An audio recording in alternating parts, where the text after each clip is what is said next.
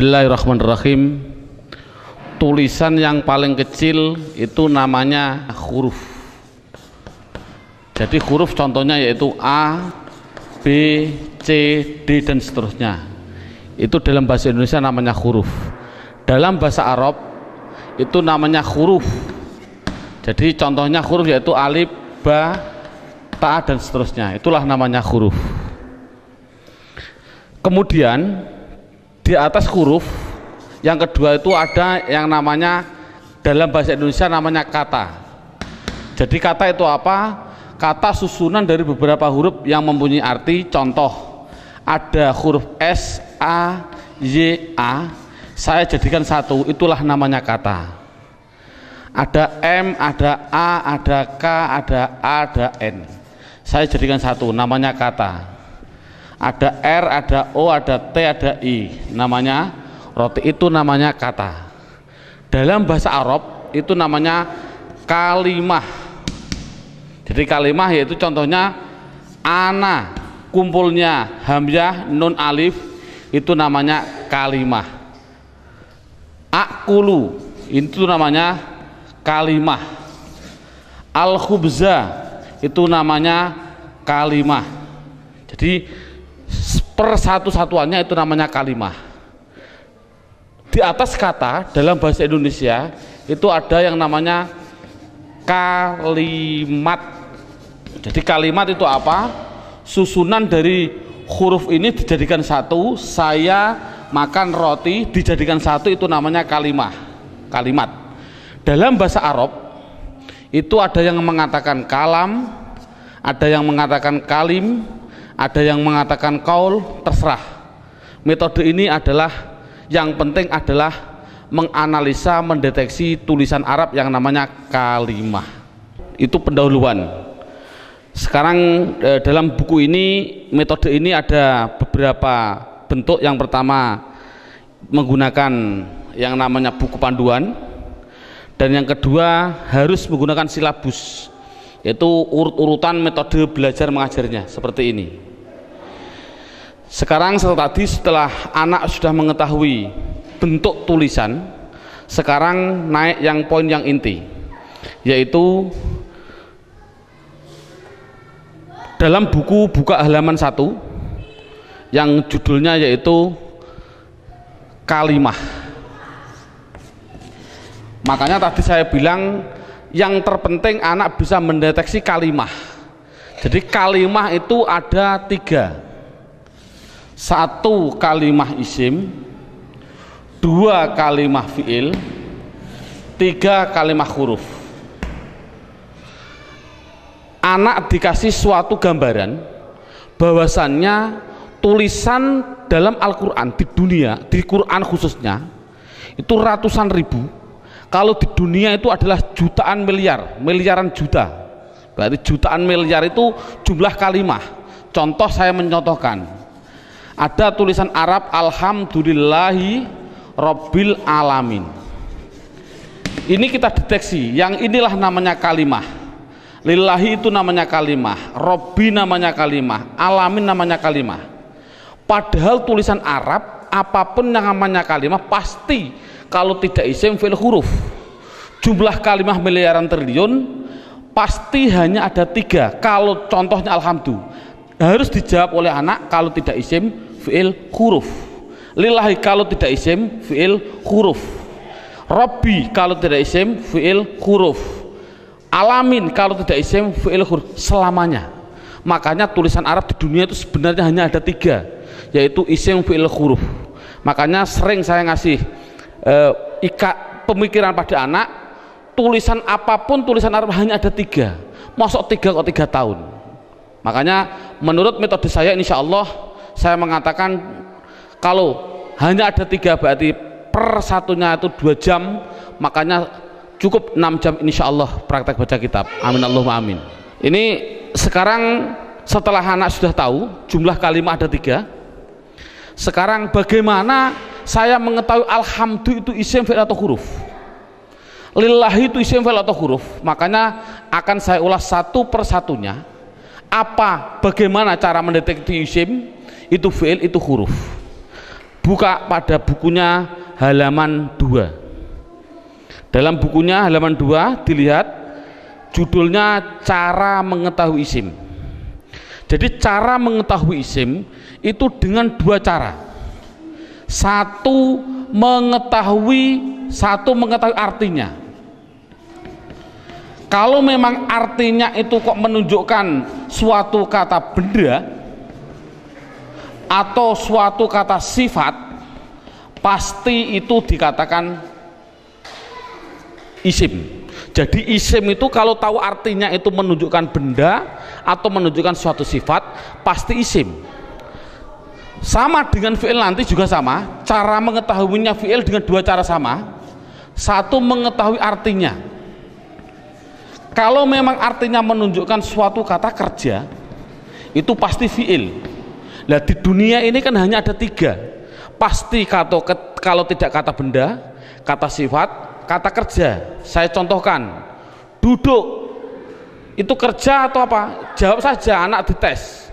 Contoh saya bilang duduk, isim, fi'il atau huruf? Anak akan jawab fi'il karena artinya kerja. Saya contohkan lagi, ada tulisan Arab mim sin jim dal, ini tulisan Arab. Kalau tulisan Arab harus dijawab lafal mim sin jim dal ini isim, fi'il atau huruf? Anak pasti akan menjawab isim. Tahu kok isim? Karena artinya menunjukkan suatu benda. Ini berarti kan sudah bisa anak. Saya contohkan lagi, saya bilang ada tulisan Arab, coba anak-anak lafal Arab ini jawab dengan 3 kategori, isim, fi'il atau huruf. Ini saya contohkan, mim dal ro sinta, artinya madrusah. Harus dijawab isim, fi'il atau huruf. Anak pasti akan menjawab itu isim. Tahu kok isim? Karena artinya benda. Oh 100. Jadi kalau ada apapun artinya benda atau sifat, contohnya Allahu Akbar, saya menerjemah Akbar itu artinya agung atau mulia. Ini agung itu kan suatu sifat, otomatis Akbar ini harus dijawab. Akbar itu isim, fi'il atau huruf? Anak akan jawab Akbar pasti isim. Tahu kok isim? Karena artinya itu suatu sifat. Jadi kesimpulannya adalah anak bisa mendeteksi, pertama mendeteksi isim, fi'il, huruf dari artinya.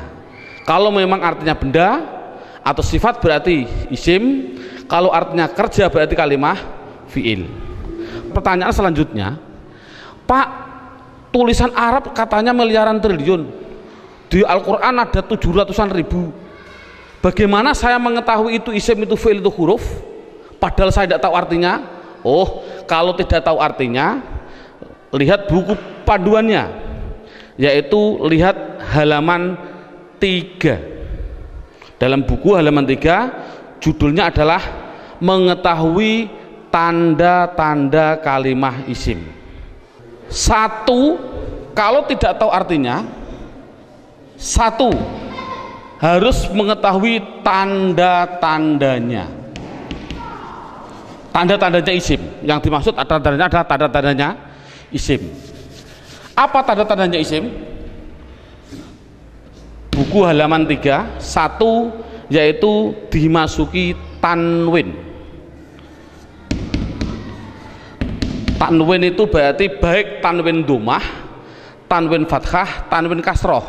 Saya contohkan, hasibun, isim, fi'il atau huruf? Isim. Tahu kok isim? Karena ada tanwin. Untuk anak kecil mungkin kelas 5 diniyah, tanwin itu pasti di belakang. Tulis saja, disuruh di belakang. Bukunya tambah situ silahkan. Yang penting tanwin pasti di belakang. Baik tanwin dhammah, tanwin kasroh, tanwin fathah. Saya contohkan, hasibun. Ini tulisan Arab, harus dijawab isim, fi'il atau huruf? Artinya apa? Saya nggak tahu. Kalau tidak tahu ini harus dijawab isim. Mengapa ke isim? Karena ada tanwinnya. Saya menulis lagi, sohi bin, isim, fi'il atau huruf? Isim. Tahu kok isim? Karena ada tanwinnya. Berarti anak sudah bisa mendeteksi, yaitu tanda-tanda yang pertama kalimah isim, yaitu dimasuki tanwin. Sekarang yang nomor 2, Tanda-tanda isim yang nomor 2 itu kalau ada tulisan Arab depannya dikasih al, makanya dalam bukunya hanya dimasuki al, garis miring di depan. Jadi kalau ada tulisan Arab depannya ada alif dan lam, pasti itu isim. Contoh, alhamdu, harus dijawab isim fi'il atau huruf. Jawabnya adalah isim. Tahu kok isim? Karena dimasuki al. Ar-Rahim, isim fi'il atau huruf. Isim. Tahu kok isim? Karena ada al. Dan seterusnya. Sekarang yang ketiga, tanda-tanda isim yang ketiga yaitu dimasuki yang namanya huruf jar. Huruf jar itu apa sih? Huruf jar itu adalah tertentu, lafalnya tertentu, yaitu ada tulisan itu berupa apa? Min, ila, an, ala, dan seterusnya. Di dalam buku sudah ada. Min artinya dari, ila artinya ke, an artinya dari, ala artinya di atas, dan seterusnya. Jadi kalau ada tulisan Arab dimasuki min, yang mana huruf jar itu pasti tempatnya di depan suatu kalimah, mesti itu adalah kalimah isim. Contoh, saya mencontohkan ada tulisan Arab, zahaba zaidun ila suq, zahaba zaidun ila suq. Anak saya tes satu persatu dulu. Zaidun isim fi'il atau huruf? Isim. Tahu kok isim? Karena ada tanwinnya. Suq isim fi'il atau huruf? Isim. Tahu kok isim? Karena dimasuki huruf jar yang namanya ila. Artinya apa saya suq? Tidak tahu, tidak penting. Ini kan tidak penting. Yang penting itu bisa mendeteksi itu pasti kalimah isim.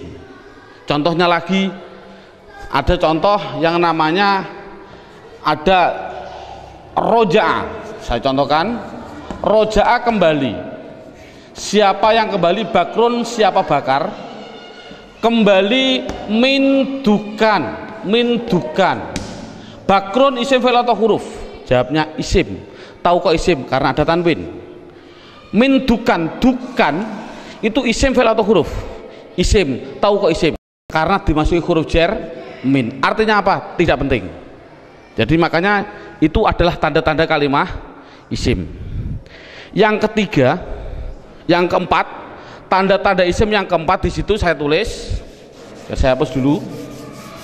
Tanda-tanda isim yang keempat yaitu dimasuki namanya huruf qasam. Qasam itu artinya sumpah. Qasam artinya sumpah. Di sini huruf qasam hanya ada 3, wawu, ba, ta. Untuk anak pemula jangan dicontohkan selain lafal Allah, jangan. Untuk pemula jangan. Contoh, wal asri. Asri ini adalah isim. Tahu kok isim? Karena ada wawu qasam. Tidak perlu sebenarnya. Yang penting itu adalah wawu qasam nanti. Contohkan saja wallahi. Berarti Allah itu isim karena apa? Dimasuki wawu ini. Itu aja masih bingung untuk anak didik. Jadi kesimpulannya qasam tidak begitu penting. Yang penting yang terakhir ini. Tanda-tanda isim yang terakhir yang kelima yaitu dimasuki yang namanya mamimu. Contohkan, ini contoh mamimu di sini dalam buku panduan. Di situ lihat halaman 65. Halaman 65 dalam bukunya dibuka. Contohnya halaman 65 yaitu fa'ala yaf'ulu fa'lan wa maf'alan fahuwa fa'ilun wa dzaka maf'ulun. Saya ambil yang penting-penting saja. Uf'ul la taf'ul, maf'alun 2 kali ini, maf'alun mif'alun. Cara menerangkan pada anak bahwasannya fa'ala yaf'ulu fa'lan ini adalah dalam bahasa pramuka namanya kata sandi. Kalau dalam bahasa komputer namanya keyword atau password, katakan saja password. Passwordnya itu apa? Itu namanya fa'ala. Karena apa? Fa'ala itu adalah hitungan hanya ada 3, 1, 2, 3. Artinya tulisan Arab di dunia, saya tadi bilang miliaran triliun, itu pasti dari 3 kata dasar. Saya bilang contoh, memukul, doroba, ini namanya 1, 2, 3. Duduk, jalasa, 1, 2, 3. Menolong, nasoro, 1, 2, 3. Inilah jadi tulisan Arab itu pasti 3. Contoh fa'ala, berarti saya contohkan di atas. Makanya anak, kalau insya Allah kalau anak desa biasanya sudah bisa. Ini namanya fa fi'il, ini namanya fi'il. Sebagai kata sandi namanya fi'il. Namanya fa fi'il, ain fi'il, lam fi'il. Jadi dot itu bertepatan dengan fa, namanya fa fi'il. Ro bertepatan dengan ain, namanya ain fi'il.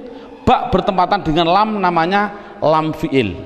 Jadi pasti tulisan Arab miliaran triliun itu pasti dari 3 kata dasar, itu pasti.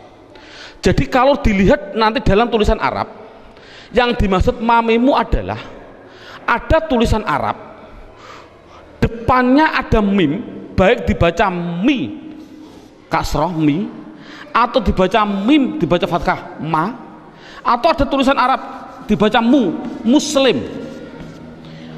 Kalau ada tulisan Arab depannya kok dikasih mim dan jumlahnya pasti 4, berarti kan 3 yang asli, mim lam sin asli, mim tambahan, lam fa, lam ain fa asli, mim tambahan. Jadi kalau ada tulisan Arab depannya ada mim, baik dibaca ma atau mi atau mu, pasti itu kalimat isim. Contoh, muslim, isim fi'il atau huruf? Jawabnya adalah isim.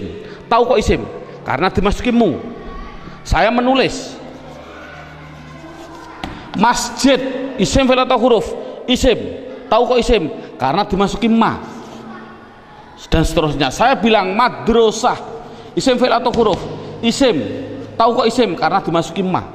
Jadi tulisan Arab kalau ada mim dibaca baik fathah, kasroh, dumah, itu pasti kalimah isim. Sekarang saya tambah sedikit suatu pengenalan. Kalau ada tulisan Arab,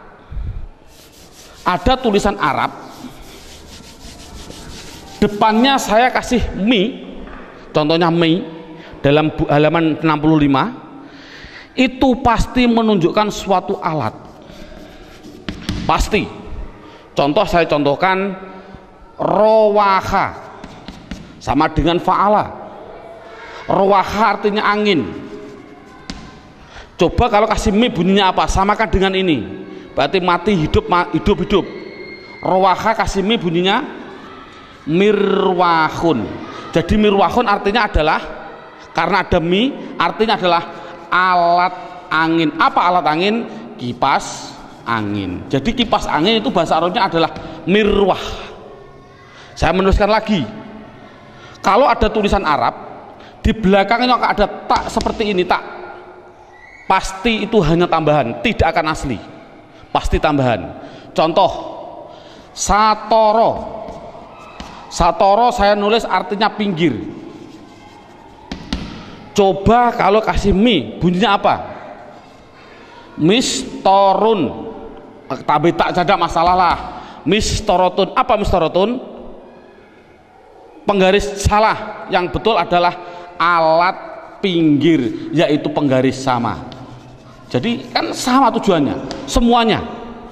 Kalau ada tulisan Arab depannya dikasih ma, ada arti 2, yaitu mengartikan 2, namanya menunjukkan suatu tempat atau suatu waktu, menunjukkan waktu. Tinggal pilih kondisional. Untuk guru tolong hanya sebutkan saja pasti maf'a, karena nanti dalam pendalaman ada yang namanya maf'i ada, tapi tidak perlu dicontohkan pada murid. Yang penting adalah maf'a. Kalau ada lafal maf'a pasti tinggal pilih menunjukkan tempat atau waktu. Contoh, Darosa belajar. Coba kalau kasih ma bunyinya apa? Madrosun. Kasih tak aja lah, enggak masalah lah. Apa namanya? Madrosatun. Darosa belajar. Kalau madrosatun artinya apa? Sekolahan, jangan sekolahan. Artinya itu tempat belajar, yaitu sekolahan, sama. Semuanya seperti itu semua. Kataba menulis. Coba kalau kasih ma bunyinya apa? Maktabun. Apa maktabun? Maktabun artinya tempat menulis. Apa? Meja tulis. Jadi meja tulis bahasa Arabnya maktab dan lain sebagainya. Ada yang mengatakan tempat nulis itu adalah kantor, boleh. Jadi maktabun kantor, boleh, karena memang kantor itu untuk tempat menulis juga, dan seterusnya. Setelah itu yang penting anak bisa mendeteksi kalimat isim. Ini alhamdulillah cukup sampai ini. Minimal anak bisa mendeteksi media harokat pasti isim. Karena apa? Kita semua bisa melihat yang namanya isim di media harokat itu pasti ada tanda-tandanya itu semua, kecuali satu yang namanya mudhof. Ini murid tidak perlu diterangkan, ini khusus spesial guru, karena semua media harokat bisa dideteksi itu isim. Saya bisa mendeteksi kecuali satu, apa yang namanya mudhof. Berarti mudhof, apa mudhof itu nanti tidak perlu kita terangkan pada anak. Ini yang pertama. Sekarang alhamdulillah beberapa menit sudah bisa anak bisa mendeteksi tulisan Arab yang namanya isim. Sekarang kita mendeteksi yang kedua yang namanya kalimah fi'il. Kita mendeteksi yang kedua namanya kalimah fi'il. Tadi saya bilang kalimah ada 3 isim fi'il huruf. Isim mengetahui artinya, kalau benda sifat menunjukkan benda atau sifat berarti isim. Kalau tidak tahu artinya, mengetahui tanda-tandanya. Sama dengan fi'il.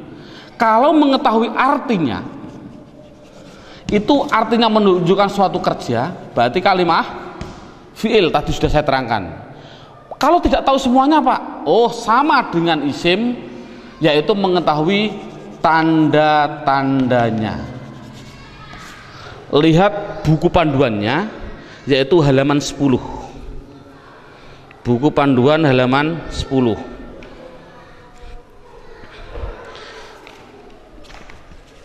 Tanda-tanda kalimah isim. 1 dimasuki kot. Di situ saya 1 dimasuki kot. Dimasuki kot. Saya menulis, biar anak, karena anak kecil mungkin biar jelas, saya suruh di depan. Tempatnya itu di depan. Jadi kalau ada tulisan Arab kok ada depannya adalah lafal kot, pasti setelahnya itu fi'il. Contoh, saya mencontohkan Allahu Akbar, Allahu Akbar, qad qomatis sholah, qad qomatis sholah. Ini adalah lafal kot. Koma itu mau tidak mau harus saya jawab itu kalimat fi'il. Tahu kok fi'il? Karena dia dimasuki kot. Ini kan paling mudah. Jadi kalau ada dimasuki kot itu namanya kalimah fi'il. Apa artinya koma? Tidak penting. Yang penting tahu itu adalah fi'il. Tanda-tanda yang kedua yaitu dimasuki yang namanya sin. Tolong lafal sin tidak usah diterangkan. Karena apa kok menerangkan? Wong saya menerangkan fi'il sudah belum tahu, saya contohkan lafal sayaqulu sufaha. Yaqulu itu adalah fi'il, karena apa? Dimasuki sin, tidak akan mungkin paham anak. Makanya sin adalah ditinggal dulu, karena dia belum bisa mendeteksi semuanya. Jadi sin saya tinggal. Tanda-tanda fi'il yang ketiga yaitu dimasuki yang namanya saufa. Dimasuki yang namanya saufa. Tulis saja sama, sin ya di depan, saufa ya di depan, sama. Contoh yang biasa yang sering didengarkan oleh anak, contoh saya bilang kala saufata lamun, tak lamun itu pasti saya mengatakan fi'il. Karena apa? Karena dimasuki saufa. Artinya apa? Tidak penting, karena sudah tahu itu artinya saufa. Saufa itu masuk pada kalimat tadi mesti kalimah fi'il. Ini paling mudah. Yang terakhir tanda-tanda fiil yaitu dimasuki yang namanya taknis. Saya suruh menambahi pada anak. Taknis itu saya bilang, saya tulis di belakang, tempatnya itu di belakang, dan berupa tak seperti ini yang mati. Orang Jawa bilang tak perahu lah. Jadi tak perahu. Nek ono tak perahu seperti itu pasti itu namanya kalimah fiil. Contohnya ini. Qad qomat as-shalah, aslinya itu adalah koma, itu fiil dengan dua tanda-tanda. Satu dimasuki qad, dua dimasuki ini tak, ini di belakang masuk pada kalimat ini. Jadi ada dua tanda-tanda. Coba sholat, isim fi'il atau huruf? Isim. Tahu kok isim? Karena ada al. Oh mudah. Namun sekali lagi ini mulai metode saya adalah nanti menggunakan yang namanya metode hantu. Ini contohnya. Al ini adalah alif dan lam. Yang namanya alif itu pasti mati. Yang namanya alif pasti mati. Ada mati ketemu mati, itu namanya hantu. Saya tulis mati ketemu mati namanya apa? Hantu. Orang Arab tidak senang hantu. Akhirnya biar ini hidup, akhirnya dikasih biar berdoa. Bunyi apa? Qad qomatis shalah. Bukan qad qomat shalah lagi, tapi qad qomatis shalah. Saya contohkan lagi. Lafal min ketemu masjid. Bunyinya apa? Min al masjid, tidak boleh karena ini ada alif mati ketemu mati namanya hantu, tidak boleh, harus dihidupkan biar berdoa, bunyinya minal masjidi. Contoh lagi, an ketemu madrasah, bunyinya apa? Anil. Kok bisa anil? Oh karena ada mati ketemu mati namanya hantu. Ini sekali lagi orang Arab itu tidak senang atas hantu. Kesimpulannya adalah berapa menit mulai pertama dan sekarang ini anak sudah bisa mendeteksi media harokat yang namanya isim dan fiil. Alhamdulillah dengan beberapa menit anak sudah bisa mendeteksi namanya media harokat isim atau fiil. Karena apa? Huruf itu hanya huruf jar. Katakan saja huruf jar. Ada huruf li taukid dan sebagainya, itu tidak penting. Berarti kalau huruf jar itu tertentu tadi hanya min ila ada berapa 9. Selain itu tulisan Arab pasti hanya isim dan fiil. Anak sudah bisa mendeteksi kecuali tadi mudhof. Alhamdulillah. Sekarang kita naik poin yang keempat. Poin yang keempat yaitu lihat buku halaman pertama. Dalam halaman pertama terlihat kalimah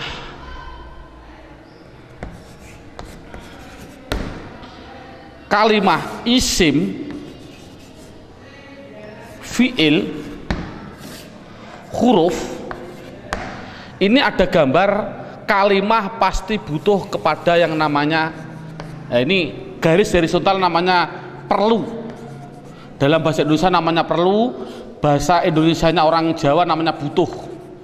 Butuh itu kemarin saya dari Sumatera, butuh itu artinya sama seperti di orang Kalimantan dakar. Naudzubillah, mohon maaf sekali bahasa kasar perlu.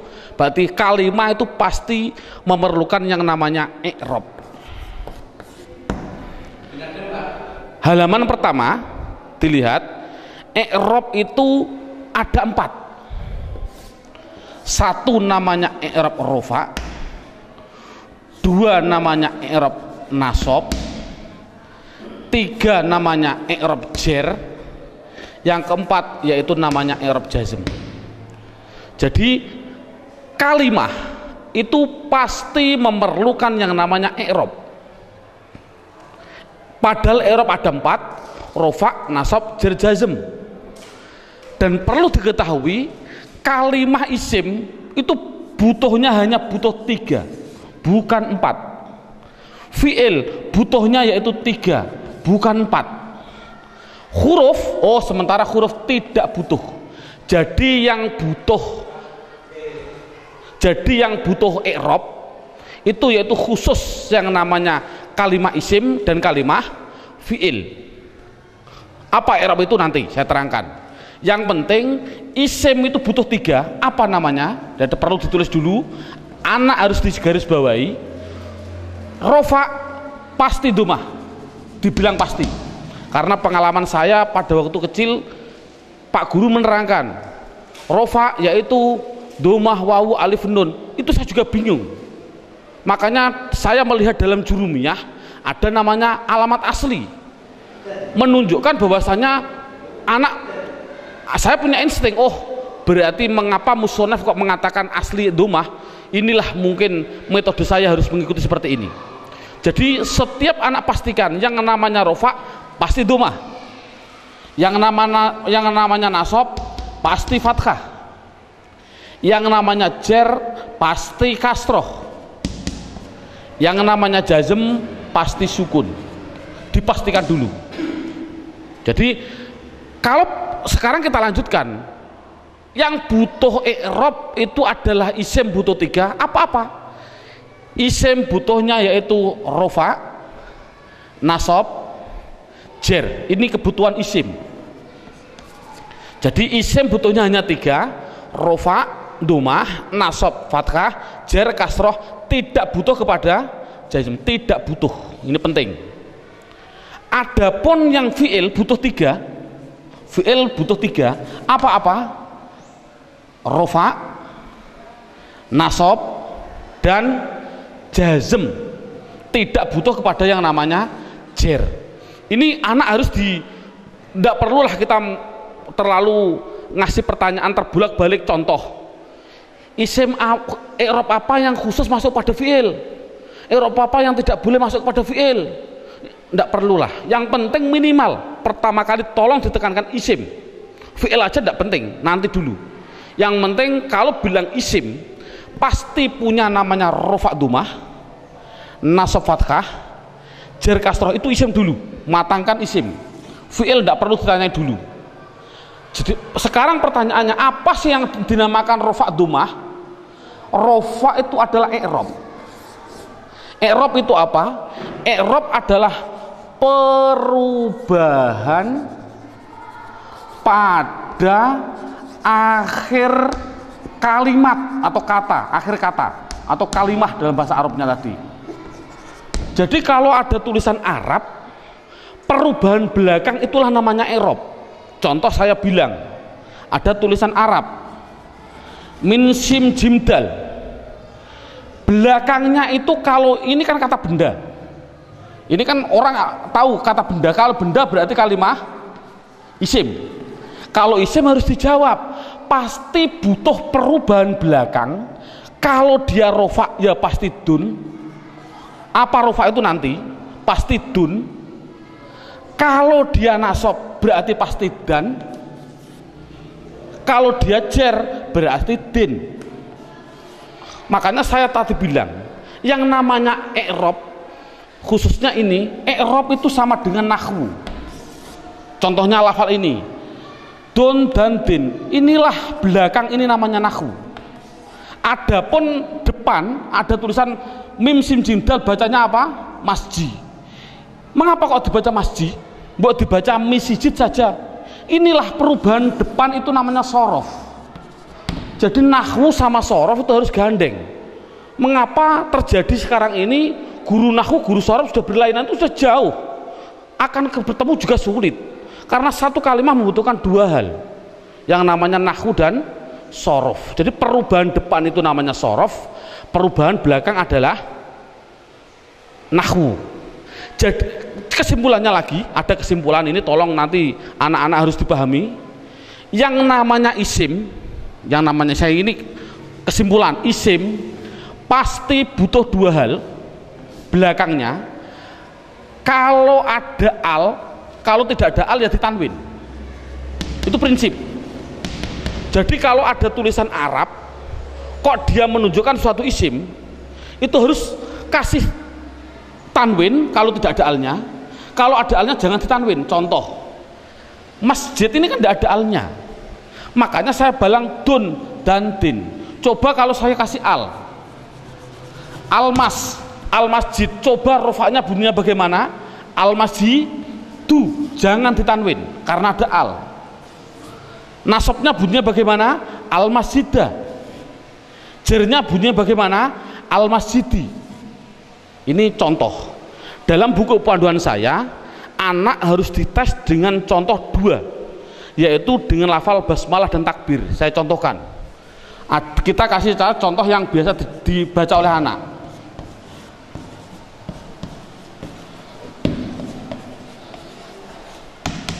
Dideteksi dulu isim fi'ilnya. Coba rohim, lafal belakang ini isim fi'il atau huruf? Isim, tahu kok isim? Ada al. Rohman, isim fi'il atau huruf? Isim, tahu kok isim? Ada al. Allah, isim fi'il atau huruf? Isim, tahu kok isim? Ada al. Silahkan. Ini ada khilafiyah ulama. Ada yang mengatakan jangan bilang al. Ini adalah ismudzat, tidak boleh dirubah-rubah. Tapi ada ulama yang mengatakan memang al. Dari lafal aliha dikasih al, jadinya alifnya dikasih panjang. Allah. Nggak, untuk anak kecil biarlah itu bilang isim karena ada al, silahkan.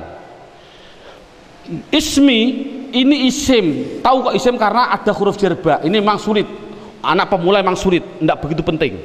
Yang penting dikasih tahu ismi isim karena ada huruf jar masuk. Kalau ini mengatakan isim, ini isim karena ada al, ini isim karena ada al, ini isim karena ada al. Coba harokannya gimana? Bismi, loh, saya baca kasroh, berarti dia menunjukkan rufa nasab atau jer? Jer, karena kasroh. Oh 100. Bismillahi, saya kasri hi, berarti di kasroh. Isim ada kasroh.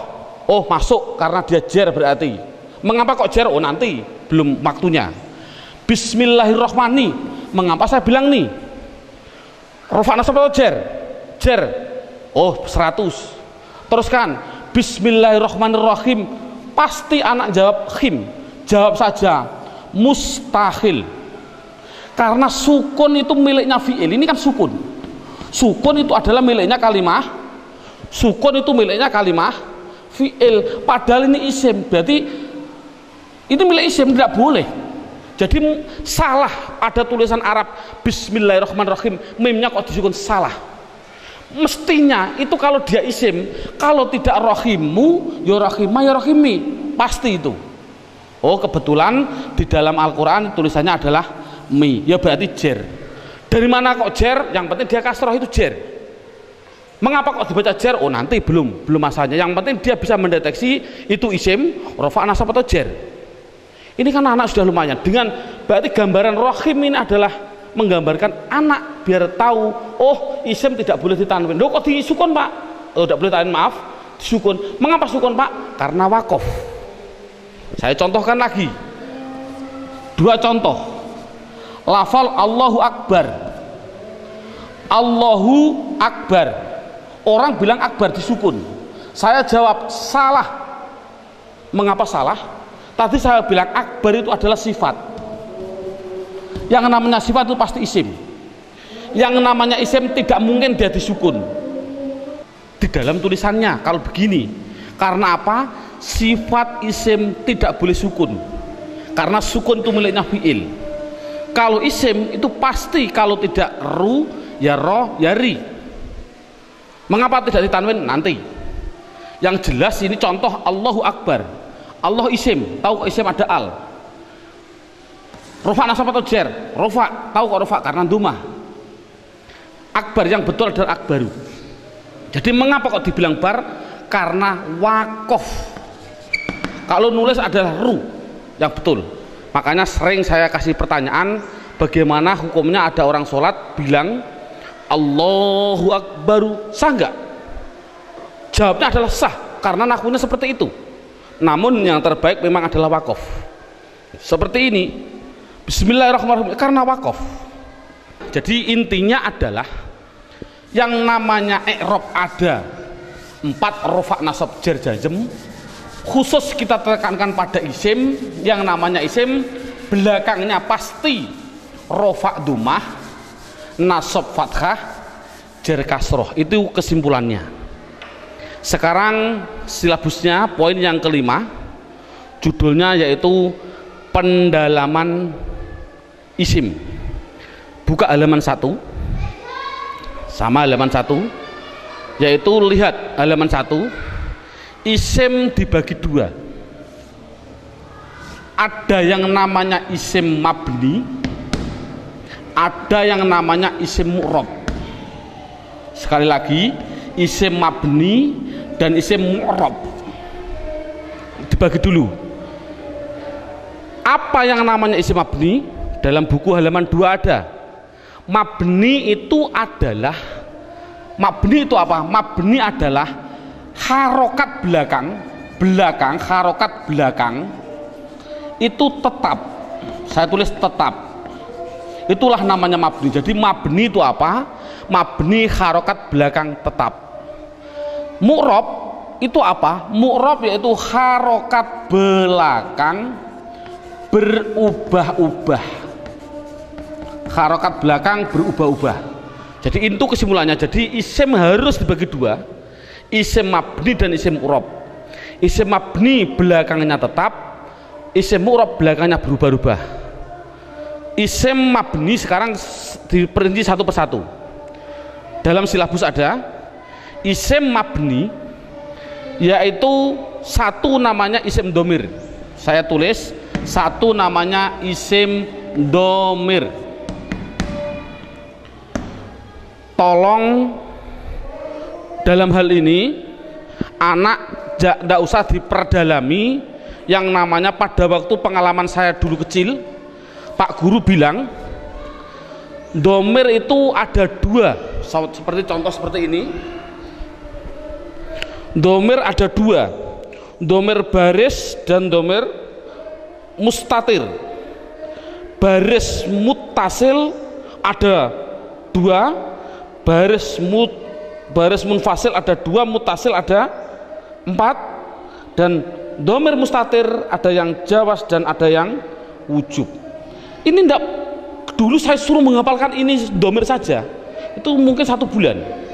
Nah, menurut saya kita ambil yang pokok dulu. Dengan metode ini adalah metode saya bilang domir yang berupa domir baris munfasil rufa, yaitu pendalamannya dalam buku. Lihat halaman buku yaitu dilihat halaman 4. Halaman 4 dilihat judulnya isim domir. Di situ saya tulis yaitu lafal huwa, huma, hum, iya, huma, hunna, anta, antuma, antum, anti, antuma, antunna. Yang terakhir ana, nahnu. Jadi jumlahnya 14. 1, 2, 3, 6, 9, 12, 14, 13, 14. Jadi jumlahnya saya bilang isim domir adalah jumlahnya 14. Contohnya huwa, hum. Yang namanya domir itu adalah kata ganti. Dalam buku huwa itu kata ganti dari siapa? Kata ganti dari dia. Dia siapa? Dia laki-laki 1. Ini yang namanya goib. Jadi kesimpulannya huma kata ganti dari siapa? Dia laki-laki 2 yang goib. Hum kata ganti dari apa? Mereka atau mereka. Siapa mereka? Laki-laki 3 ke atas yang goib. Jadi kesimpulannya ini adalah namanya laki-laki. Ini berarti 1, 2, 3 ke atas ini perempuan. Tapi ini adalah semuanya adalah goib. Sekali lagi ini adalah goib. Berarti dia perempuan 1 goibah atau goib, goibah. Huma 2 perempuan goibah, huna 3 ke atas perempuan goibah. Jadi inti kesimpulannya adalah 3 ini laki-laki, tiga ini perempuan yang semuanya adalah katakan goib. Anta, kata ganti siapa? Dari kamu. Kamu siapa? Kamu laki-laki satu yang hadir. Saya simpulkan, intinya ini adalah laki-laki yang anti antuma antuna, saya simpulkan perempuan, namun dua-duanya ini namanya hadir. Namanya hadir. Ana artinya saya, nahnu artinya kita. Penjelasannya, mengapa domir dikatakan mabni? Ini anak dijelaskan dengan dua pendekatan. Contoh lafal huwa. Huwa itu kata ganti siapa? Dari dia. Dia satu, orang laki-laki satu, orang Inggris. Kata gantinya juga dia. Tetap inilah akhirnya wa. Selamanya akhirnya dibaca wa. Makanya dikatakan mabni adalah belakangnya tetap, yaitu tetap dibaca fathah. Dia orang Amerika, ya sama tetap wa. Orang Indonesia, ya tetap wa. Jangan mentang-mentang orang Indonesianya orang pendek-pendek terus dibilang wi. Kalau orang Arab orangnya tinggi-tinggi wu, enggak boleh. Kesimpulannya adalah selamanya pasti akhirnya tetap berupa yang namanya wa. Itu pendekatan secara logika. Pendekatan secara nahwiyah walaupun salah, karena walaupun salah, contoh huwa dia dibaca rofa ya tetap huwa. Dia karena isim kan dibaca nasab ya tetap huwa. Dibaca jar ya tetap huwa. Sekali lagi untuk seorang guru, cara menerangkan seperti ini walaupun salah, kan tidak mungkin huwa itu adalah dhamir rofa, kok bisa nasab. Itu contoh seorang guru, ini penting untuk seorang guru. Ngomong ini permasalahannya, pengalaman saya keliling, pertanyaan saya itu rata-rata di dalam hal goib dan hadir.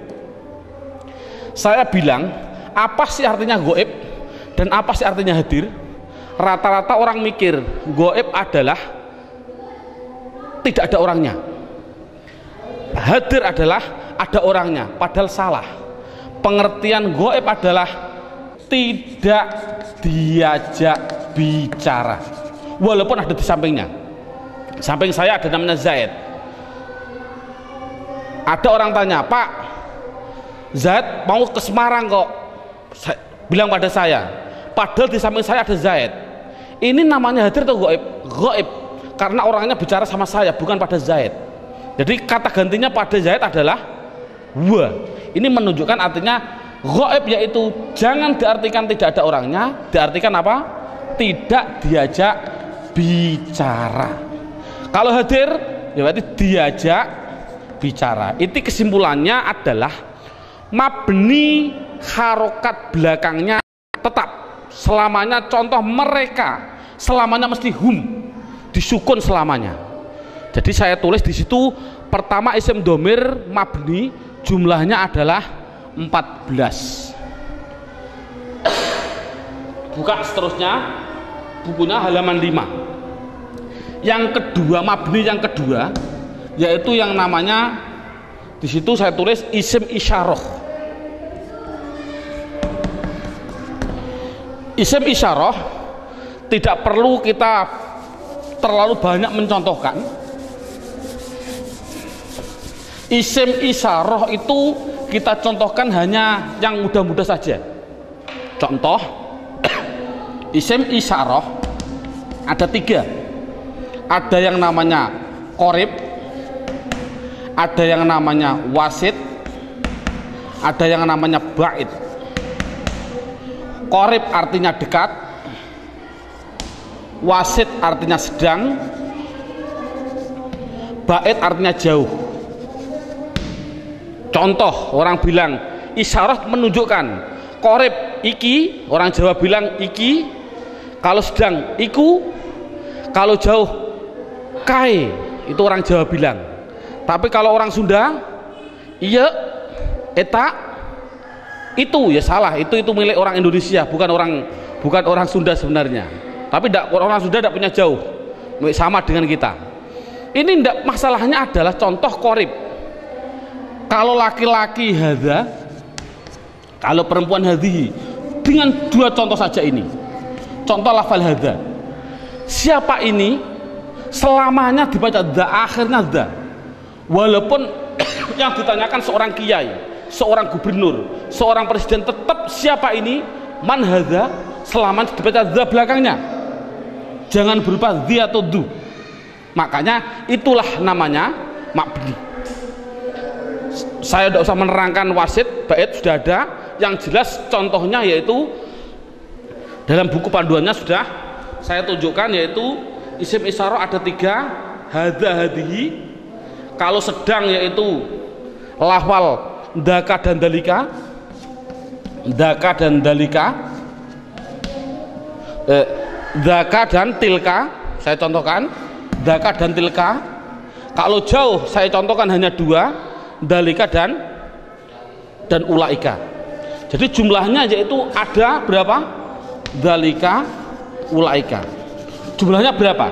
1, 2, 3, 4, 5, 6. Saya katakan isim isyarah jumlahnya adalah hanya 6. Walaupun nanti pendalamannya banyak.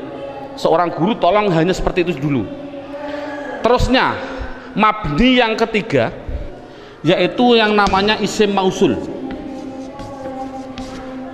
Buka dalam bukunya halaman yang ke isim mausul, kata sambung.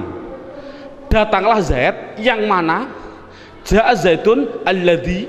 Ini isim mausul itu hanya tertentu, lafalnya tertentu. Sudah dalam bukunya ada, yaitu lafal alladzi, alladzina, alladzi, alladani, alladina. Contoh saya tidak usah nulis, mohon dilihat contoh ini isim mausul tertentu, alladzi, alladani, alladina, allati, allatani, allati. Cukup sebutkan hanya 6 saja, yaitu biar anak hanya tahu isim mausul jumlahnya hanya ada 6. Mabni yang keempat, mabni yang keempat yaitu yang namanya isim istifham. Istifham, istifham itu pertanyaan. Di situ saya menulis, tidak usah saya tulis biar waktunya lebih singkat. Yang penting guru bisa menerangkan. Yaitu di situ saya tulis hanya man, mundu, madza, mata, ayana, aina, kaifa, anna, kam, dan ayu. Jumlahnya saya tulis itu hanya 10. Jadi istifham hanya ada 10. Yang keempat, yang ke mabni yang kelima, yaitu namanya isim syarat. Syarat itu apabila, jikalau, andai kata, itu namanya syarat. Saya tulis dalam bukunya biar lebih singkat. Lafalnya tertentu. Man, ma, mahma, mata, ayana, aina, anna, haisuma, kaifama. Jumlahnya yaitu hanya ada 9. Yang terakhir yang nomor 6, yang namanya isim fi'il. Ini loh namanya isim fi'il. Kadang-kadang orang bingung. Di situ ada isim fi'il madhi, isim fi'il mudhari, isim fi'il amar. Yang penting contohnya saya bilang isim fi'il amar, isim fi'il amar. Contohnya lafal amin, amina. Ini dikatakan dia bukan isim, bukan fi'il. Dikatakan isim fi'il.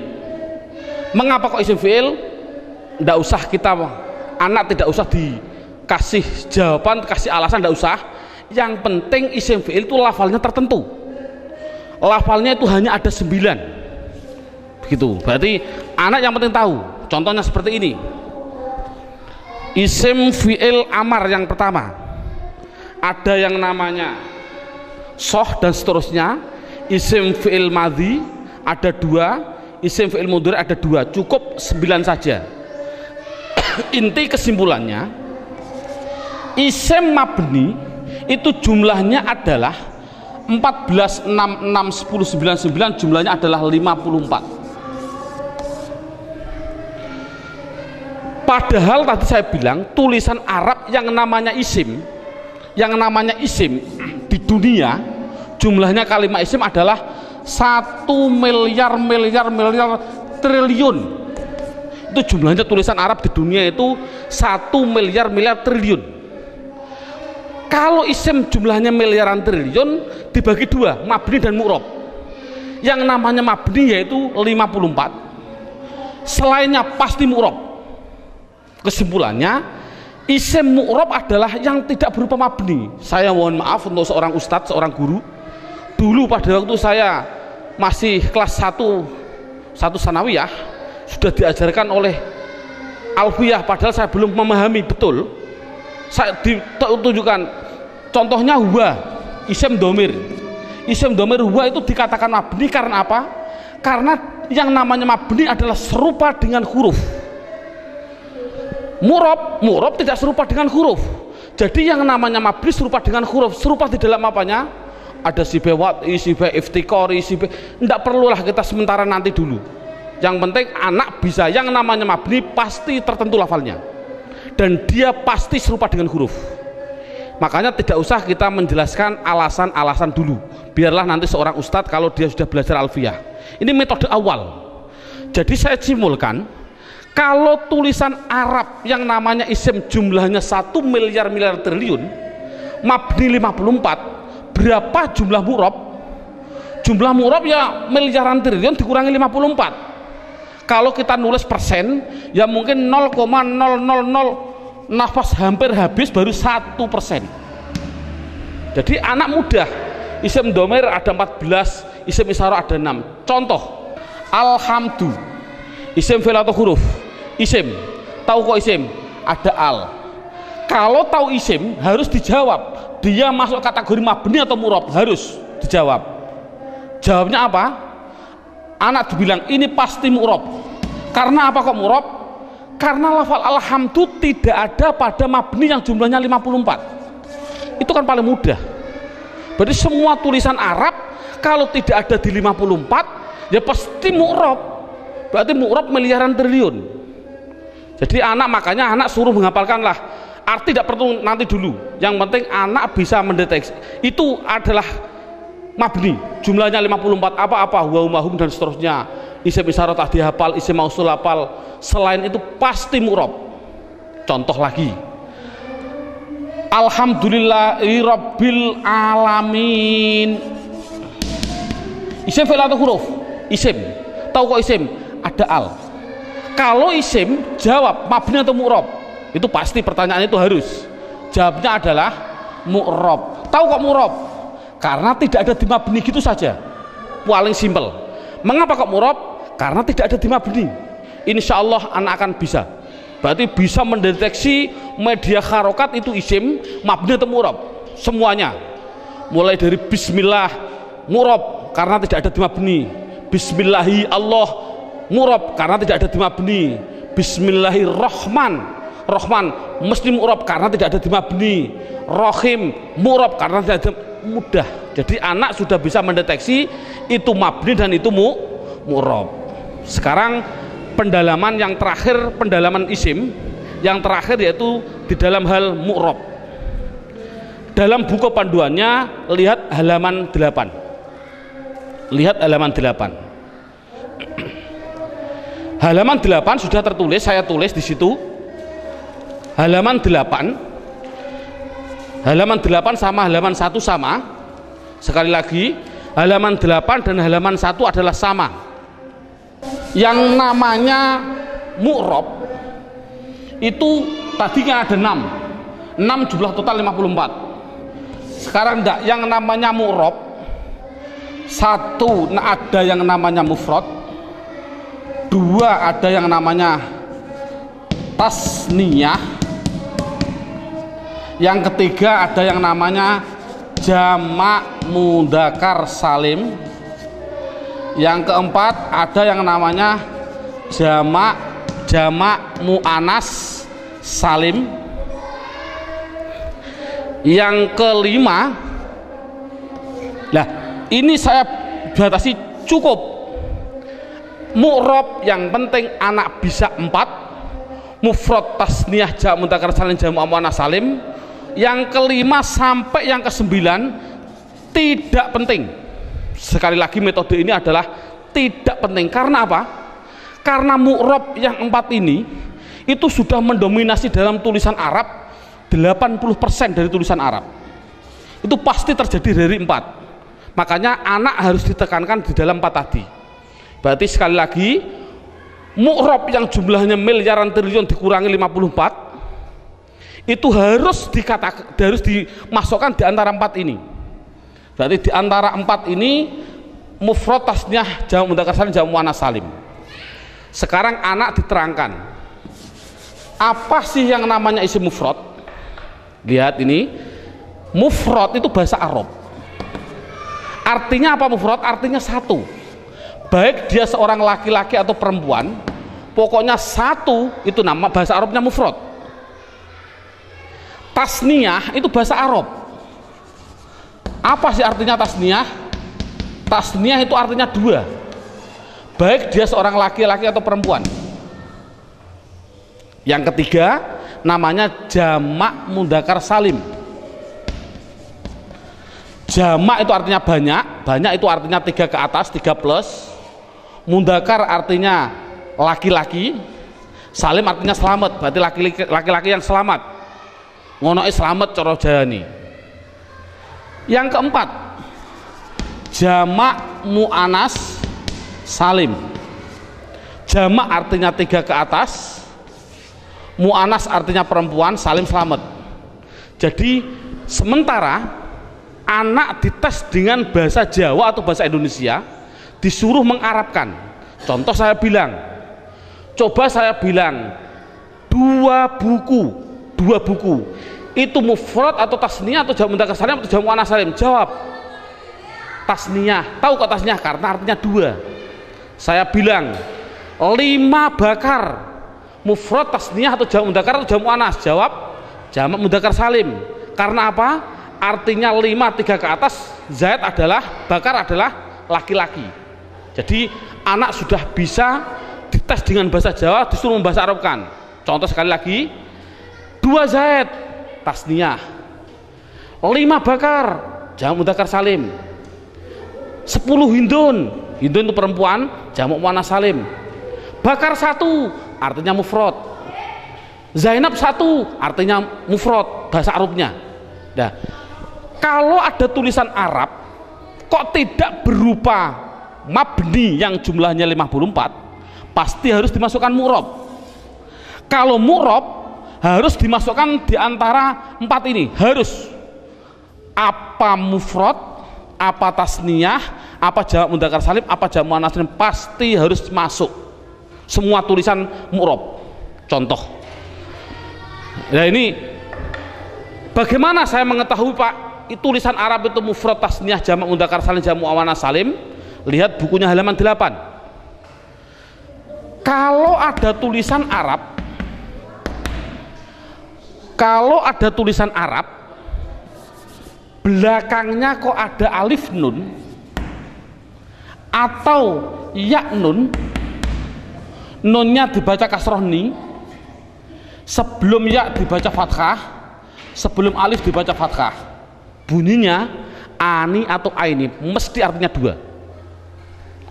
Kalau ada tulisan Arab belakangnya kok berupa wawun nun atau ya nun, nunnya tapi dibaca na, baca fathah na, sebelum ya dibaca kasroh, sebelum wawu dibaca dhammah. Kalau orang Jawa bilang una, ini berarti mati nih, atau ina tadi aini, mesti artinya 3 ke atas laki-laki. Kalau ada tulisan Arab belakangnya berupa alif dan tak, taknya tak perahu, sebelum alif dibaca fathah, taknya hanya 2, kalau tidak ton ya tin, itu pasti dikatakan jamak muannats salim. Kalau ada tulisan Arab belakangnya tidak ada tambahan ani, aini, una, ina, atun, atin, mesti itu isim mufrad. Jadi isim mufrad itu apa? Yaitu kalau tulisan Arab tidak ada belakangnya tidak ada tambahan. Saya contohkan, alhamdu, isim fi'il atau huruf? Isim. Tahu kok isim? Karena ada al. Pertanyaan selanjutnya, mabni atau mu'rab?